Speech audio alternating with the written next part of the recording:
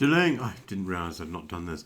Delaying elections in a place where Farage and his people say they're inevitably bound to win is odd, and is not an attractive piece of political engineering. Jacob Rees-Mogg has accused Labour of a sinister assault on democracy by delaying these mayoral elections in areas where reform is poised to win. There's a strong charge here, and there's a strong chance that reform could indeed have won. It deserves a proportionate and clear response.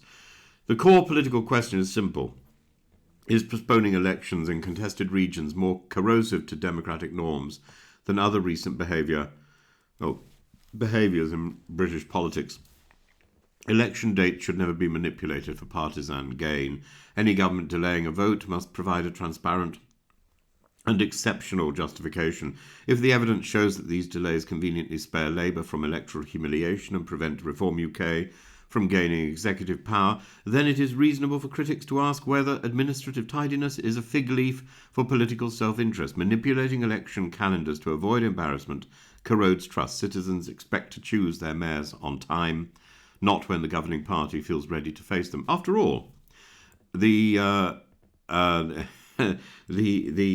evidence tells us that when reform is in power, it makes a pretty awful mess of it. You only have to look at Kent, and you can see the mess that reform is making of its flagship council. Rees-Mogg speaks as a defender of democracy, yet British politics has endured other democratic distortions without equal outrage from him. Sitting MPs hosting television news shows, shaping public opinion while seeking re-election, blurring the line between journalism and party propaganda. The 2016 Brexit campaign deploying false claims about NHS funding, a classic case of misleading the electorate to secure a desired result. Prorogation of Parliament in 2019, which the Supreme Court ruled unlawful, misusing the power to embarrass the Queen. A governing party that changed prime ministers twice without the public casting a vote.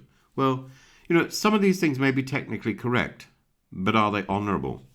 If one is to be outraged today, one must reconcile why previous infringements were met with either silence or applause.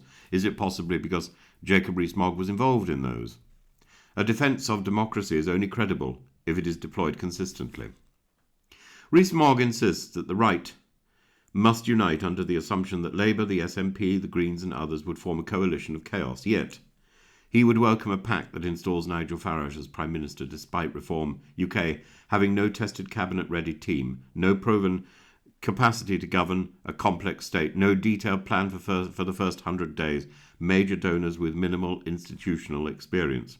The notion that protecting our democracy requires denying Labour legitimate victory while elevating an unelected broadcaster to number 10 strains credibility. It's not democracy that's being served. It is an electoral salvage strategy for two right-wing parties facing decline. The comparison that matters is not with ideal democracy, but with recent British precedent.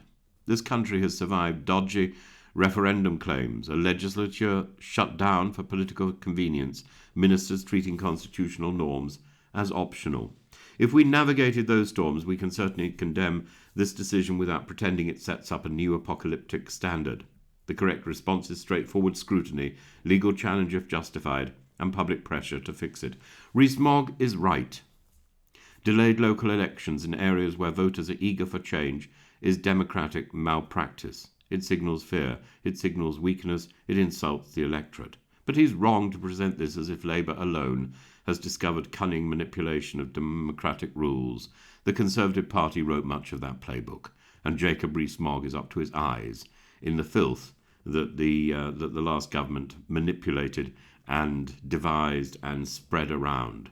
A lot of muckraking. If any politician wishes to lecture the country about creeping authoritarian habits, they should begin by acknowledging their own. Then I'm more than happy to listen to them. But Rees-Mogg is right.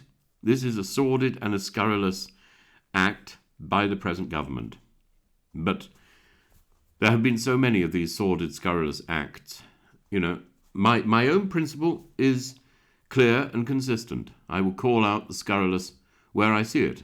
no matter which side of the political divide it happens to be on. This is scurrilous. But equally, I would call out Jacob Rees-Mogg for his part in proroguing Parliament. I would call out Jacob Rees-Mogg for his rather suave and wonderful programme on GB News, but nevertheless a programme which began while he was a sitting MP, and so on. Let's not be partisan about condemnation.